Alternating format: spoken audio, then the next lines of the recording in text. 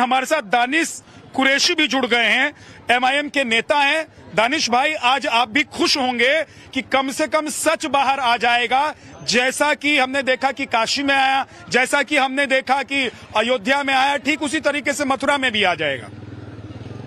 देखिए, मुझे लगता है कि ये खुश होने की जो आप बात कर रहे हैं, तो मेरा आपसे निवेदन है कि आप पक्षकार ना बने।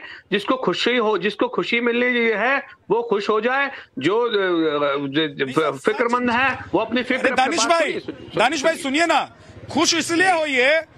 देखिए, मैं इसलिए आपको खुश होने के लिए नहीं कह रहा हूं कि मैं लखनऊ में खड़ा हूं, मैं मथुरा में खड़ा हूं कि खुश होइए, मुस्कुराइए, आप लखनऊ में हैं, मैं वो नहीं कह रहा हूं आपको। मैं इसलिए कह रहा हूं कि सच जब भी बाहर आता है तो एक पत्रकार, एक अच्छा नागरिक होता है जो देश का, उसको खुशी होती है कि सच सामने आ गया। हर व्यक्ति को खुश होना चाहिए। आप भी खुश हो जाइए, थोड़ा सा मुस्कुराइए। ठीक है।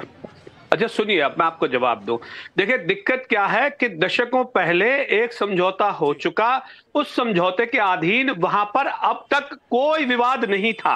ये विवाद शुरू करने से पहले अब तक कोई विवाद नहीं था। निर्विवादित, बगल में नमाज भी होती है, मैंने ईदगाह में नमाज भी पढ़ी हुई है, और बगल में ही आप देखेंगे तो धार्मिक जो विधि चल रही है वो पूरे की पूरी चल रही है। बावजूद इसके जो शांति बहाली है पूरे मथुरा की, उसके अंदर में कहीं ना कहीं इस तरीके की बात करके जो फैलाना, मुझे लगता है कि ये हमारे लिए अच्छा नहीं है, देश की एकता और अखंडता के लिए अच्छा नहीं है। जो विवाद कभी नहीं थे, जो सॉर्ट आउट हो चुके बरसों पहले, उसके बाद आज आप फिर एक नई बात लेकर आ गए कि भाई अदालत में जो चीजें रखी गई वो गलत थी और अब सच हैं। ये चीजें जो हैं वो हर बार एक नई चीज जब लेकर आप आएंगे तो मुझे लगता है कि कहीं ना कहीं इनसे विवाद वक्रत होता है। और जिस चीजें सुनिए, भाषण मत दीजिए दिनेश भाई, भाषण मत दीजिए। भाषण देने के लिए नहीं बुलाया मैंने आपको। आप बात कहें और सच्ची बात कहें तो ज्यादा अच्छा लगेगा। मेरी बात सुनिए। ऐसे बात करेंगे तो फिर अच्छी बात नहीं है ये। दानिश भाई, ना सुनने के लिए ही बुलाया है, लेकिन आप बोलते रहेंगे तो काम कैसे चलेगा? देखिए ना, बहुत सारे लोग यहाँ खड़े हैं, मैं कुछ सवाल पूछ रहा हूँ, उसका जवाब दीजिए। मैं ये कह रहा हूँ, आप इस बात से खुश हैं कि जिसका घर नहीं, सुन तो लीजिए आप। अरे मेरी बात सुनिए भाई, इतने क्यों परेशान हो रहे हैं दानिश भाई? मेरी बात तो सुनिए।